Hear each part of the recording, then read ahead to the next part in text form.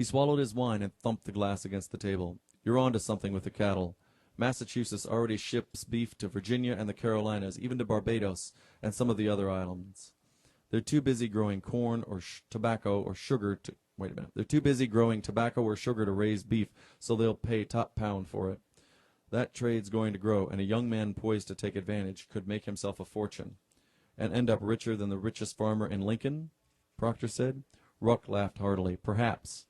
With that, he started in on everything he knew about the business end of beef, from butchering to salting to shipping to markets. Emily seemed pleased. She sneaked smiles at Proctor, which he returned as surreptitiously and enthusiastically as possible. His beer turned out not to be so bitter after all, and before he realized it, the pint was gone, and he excused himself to visit the necessary house, not just to relieve himself, but to collect and relax his wits. If Ruck had meant to help him trade beef, Proctor could advance his plan by years, and he and Emily could get married that much sooner. That was even better than making a fortune. He pushed his way between sharp-elbowed men smoking long-stemmed pipes and junior officers quaffing rum or sipping bowls of chocolate. He smelled the privy as he passed through the back door. "Look here, it's the runaway apprentice," said a thick Scots voice behind him. Proctor spun. The 4 Marines had followed him out the door. "The one too big for his wee jacket," mocked the huge Scot. They all laughed except for Pitcairn, who said, "Bring him to me." The huge Scot and the other man with bushy-red sideburns seized his arms. Proctor was strong. You didn't plow and cut wood and harvest grain without being able to take care of yourself, but he didn't react. The last thing he wanted was to return to Emily and her father after a dunk in the privy.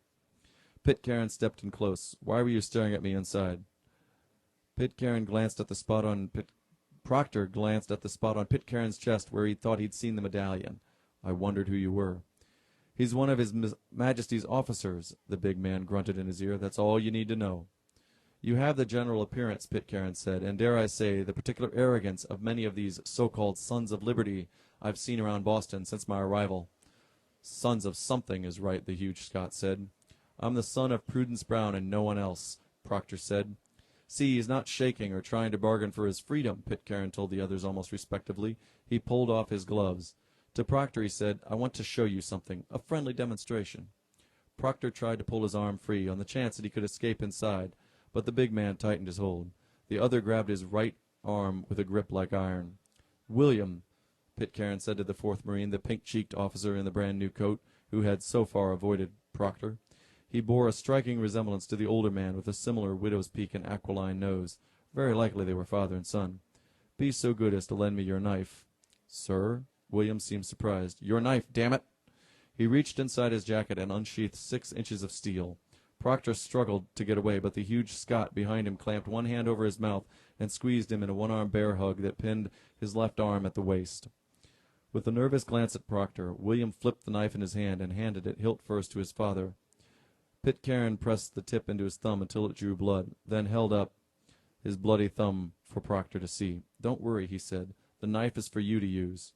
Fear knotted Proctor's stomach. He struggled to get away without striking the huge Scot or doing anything more to provoke the Marines. He looked at William, who dropped his gaze and stepped away. A cold smile crossed Pitcairn's lips. He pried Proctor's hand open and pressed the hilt into his palm, then squeezed Proctor's fingers closed around it. The Marine with the red whiskers chuckled as he clamped his roughed fist over Proctor's hand. The knife edge gleamed in the sunlight. Pitcairn licked the blood off his thumb and held his arms open nonchalantly, stepping closer. Twisting his head from side to side, Proctor tried to talk through the big Scot's suffocating paw. He tried to push himself away, but his toes barely touched the ground. No jury would convict him for attacking a British officer, not under these circumstances, but he doubted any jury would believe his version of events. Pitcairn nodded to his men. The big Scot held him tight as Red Whiskers pulled Proctor's arms back and thrust the blade at Pitcairn's stomach. Proctor struggled to divert it, but the knife was already moving toward the officer's white waistcoat. Proctor's forearm felt as if it had slammed into stone. The tip of the blade snapped off, flying away to nick the sleeve of Proctor's jacket.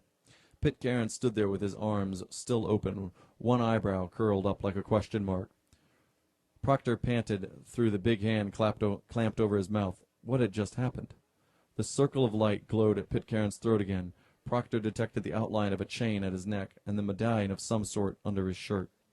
Pitcairn pried the knife out of Proctor's hand and returned it to William. "I'll replace it with a better one," he promised. "There's no need, sir," William mumbled. The big Scot released Proctor from his bear hug and shoved him aside. The door opened behind him, and Hannah stuck her head out of the alley.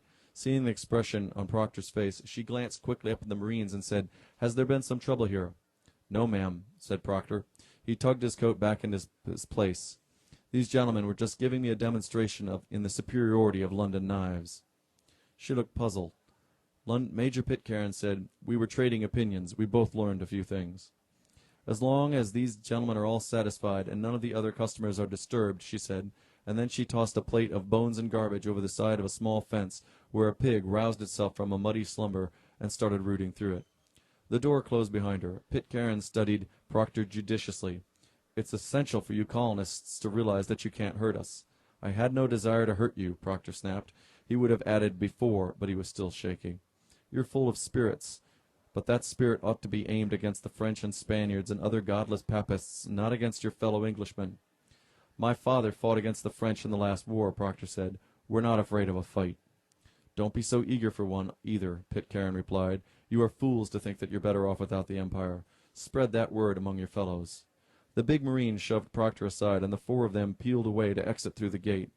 Proctor turned away to go inside when a hand gripped his arm. It was William, the young officer, and he held his other hand open in a gesture of peace. "The knife was just tinfoil," he whispered.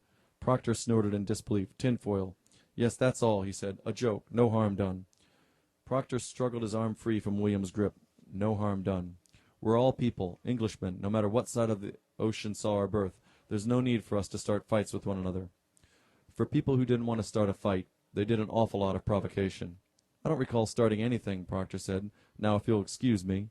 His blood was still racing as he returned to the coffee house, squeezing up against the wall to let another man pass on his way to the privy. He threaded his way back through the crowd and returned to the table where Emily sat alone. "Where were you so long?" she asked. "And what's the matter? You look upset." He slid into his seat. "I'm fine." She reached under the table, her fingers finding his hand. He looked over his shoulder at the back door when he felt her give his hand a little squeeze. "I think Daddy likes you," she said. "Of course he likes me." He had answered more than half distracted, still trying to understand what he had witnessed. He realized that he had made a mistake the instant Emily's hand jerked free of his. She pushed her chair back and sat up straight. "It's nice to see that you're not too full of yourself," she said. "Humility is such a rare trait in young men." "I'm sorry, Emily. It's just what, Mr. Brown? Spit it out." "It's just that wasn't a tinfoil knife." There, he'd spit it out. "What are you talking about?" "The knife the British Marine had. It wasn't tinfoil." It had nothing to do with the knife, Proctor realized. Major Pitcairn had been wearing a protective charm around his throat. That's what Proctor had seen. It shone actively any time the Major was threatened, even by so little as a bump in the street. It was magic. Magic? Emily's face was puzzled, as though she were there trying to figure out if he were joking. Proctor opened his mouth, but no explanation formed on his lips. He'd said too much. "Hannah said she saw you talking to Major Pitcairn," Ruck interrupted, returning to the table with a plate of roasted chicken, which he thumped down on the table. "Dig in." "She thought there might have been a problem, but I see that you're fine." "I bumped into the Major again," Proctor said. "We talked about London and steel." "Good." Ruck squeezed his large body into the seat. "That's a smart lad. Always make use of all of your connections. If you can sell beef to the beef-eaters, you're well on your way to making your fortune." He cleared his throat. "Emily tells me you serve in the colonial militia." "Not just the militia, Daddy, but the Minutemen," Emily said, though her voice was cooler than it had been before. "I don't understand the difference," Ruck said. "The Minutemen are required to do additional training," Proctor explained. "We have to be able to scout trails, run longer distances, reload and fire faster, and we have to be ready to fight at a moment's notice." "It sounds like a sort of foolishness that takes time away from honest work," Ruck said. "And it's the kind of thing that the rabble-rousers in this colony, Otis, Adams, Hancock, their sort, are trying to raise up against the folks against the royal governor. I'm concerned that you would be part of that, Brown." Though she sat perfectly primly, Emily pressed her toe against Proctor's foot to let him know that this was an important question to her father. Proctor pulled a drumstick off the chicken, tearing off a piece of meat. "My father served in the militia during the last war with the French and their Indian allies. They didn't have the Minutemen then, but he was a ranger, which is similar. If I'm going to do anything, I want to do it to the best of my abilities, just like he did. and he'd be disappointed in me if I didn't do my duty to the colony as he had done. That's one reason. And the other? Ruck asked, following Proctor's example and tearing off the other drumstick. Proctor put the meat into his mouth and chewed it a moment to give himself time to think. He swallowed, saying, "All the men in my community belong to the militia, not just in Lincoln, but in Concord and Lexington and all the towns around it. So it's a great means to reinforce connections. That's how I came to find out that old man Leary was interested in selling his farm.